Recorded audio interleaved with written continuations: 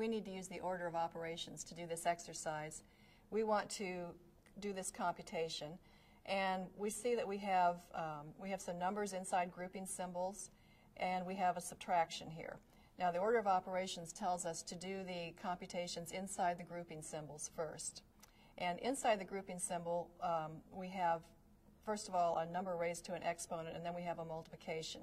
And that's the order in which we will do this simplification inside the brackets. We always simplify exponential expressions first. So this is equal to negative 2 times 16 minus 2 times negative 8. 5 cubed is 125. Now the next thing I'm going to do is to do the multiplication that's inside the grouping symbols. So I'll have minus 2 times negative 8. I'm multiplying a positive and a negative number. The product is going to be negative. It's going to be negative 2 times 8, or negative 16. Finally, I'm going to do this subtraction that's inside the grouping symbols.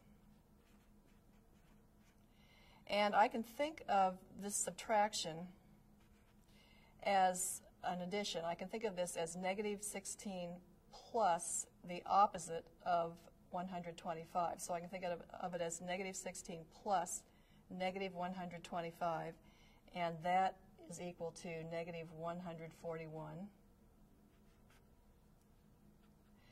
Now I want to remove this grouping symbol. This tells me that I have the opposite of negative 141. I'm subtracting negative 141, and I can write that subtraction as an addition. I'd be adding the opposite of negative 141, which is 141.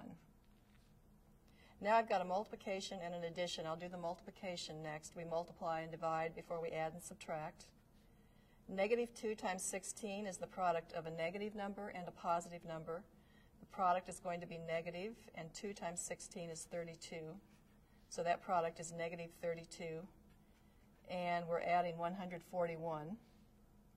And when we do this final addition, we get the result of 109.